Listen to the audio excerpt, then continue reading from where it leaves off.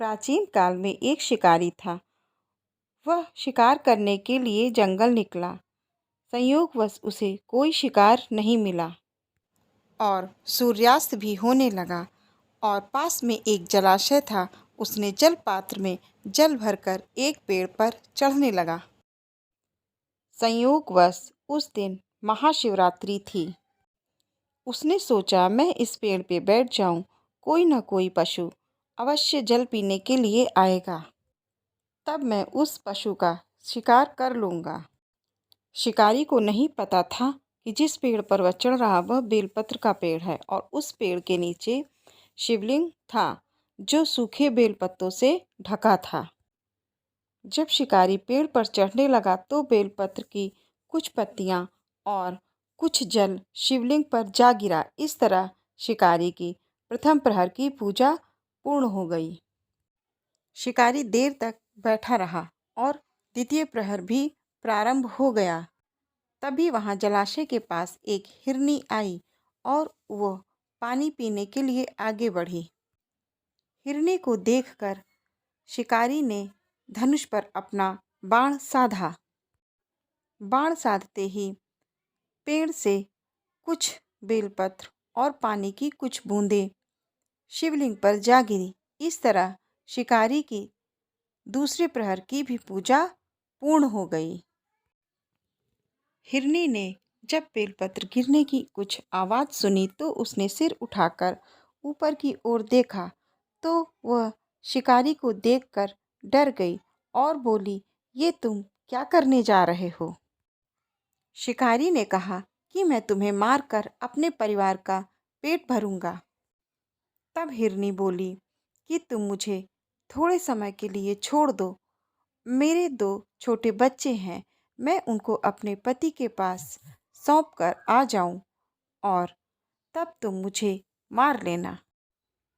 शिकारी ने हिरनी को जाने से मना कर दिया। हिरनी ने फिर शिकारी को विश्वास दिलाया कि मैं तुम्हें विश्वास दिलाती हूँ, जो दोष शिव दोषी और विश्वासघाती को लगता है वो दोष मुझे लगे। हिरनी के बहुत कहने पर शिकारी ने हिरनी को जाने दिया।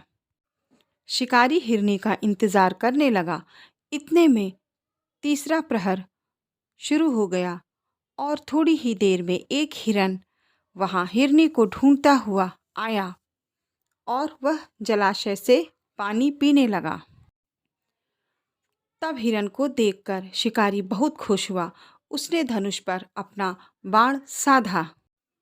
बाण साधते ही कुछ बेलपत्र और पानी की कुछ बूंदें शिवलिंग पर गिर गईं। इस तरह शिकारी की तीसरे प्रहर की भी पूजा पूर्ण हो गई। और जब शिकारी धनुष पर बाण साध रहा था तो बेलपत्र के गिरने की आवाज से हिरन ने सिर उठाकर देखा। वह शिकारी को देखकर कांपने लगा। हिरन ने पूछा, तुम ऐसा क्यों कर रहे हो? शिकारी ने हिरन को फिर उत्तर दिया कि मैं तुम्हें मारकर अपने परिवार का पेट भरूंगा। हिरन ने कहा कि तुम मुझे जाने दो, मैं अपने पत्नी और बच्चों को धैर्य देकर आता हूँ।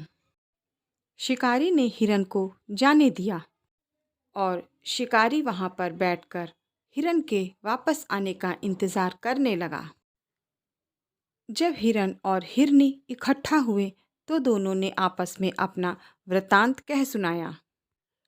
तब हिरन ने हिरनी से कहा कि तुम बच्चों की देखभाल करना, मैंने शिकारी को वचन दिया है, इसलिए मैं शिकारी के पास जा रहा हूँ। हिरनी बोली, नहीं, मैंने शिकारी को पहले वचन दिया था, इसलिए मैं जाऊंगी। तब हिरन ने कहा कि बच्चे तुम्हारे बिना नहीं रह पाएंगे, इसलिए बच्चों के पास तुम रहो और मुझे जाने दो। तब हिरनी बोली कि मैं आपके बिना कैसे जीवित रहूंगी, आपके बिना मेरा पूरा जीवन व्यर्थ है। तब दोनों ने कहा कि हम दोनों साथ शिकारी के पास चलेंगे और उन दोनों ने अपने दोनों बच्चों को समझा दिया और शिकारी के पास जाने लगे।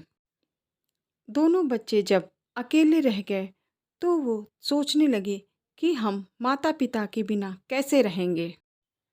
तब दोनों ने आवाज़ लगाई कि माँ, हम दोनों आपके बिना कैसे रहेंगे।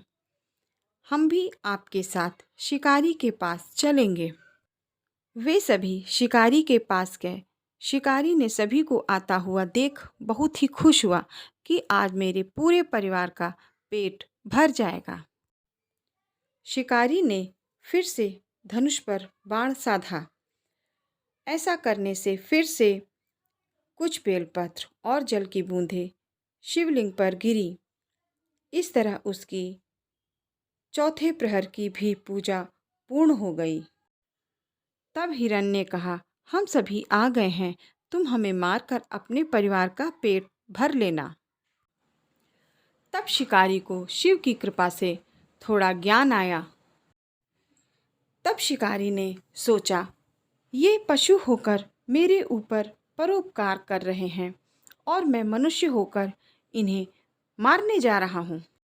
शिकारी ने उन सभी हिरण से कहा कि मैं तुम सभी को नहीं मारूंगा, तुम यहाँ से जा सकते हो। शिकारी के ऐसा बोलते ही शिव जी वहाँ पर प्रकट हो गए। शिव जी को देखकर शिकारी उनके चरणों में गिर पड़ा और उन्हें प्रणाम करने लगा। इस तरह शिव जी खुश होकर शिकारी को सुख समृद्धि का आशीर्वाद दिया।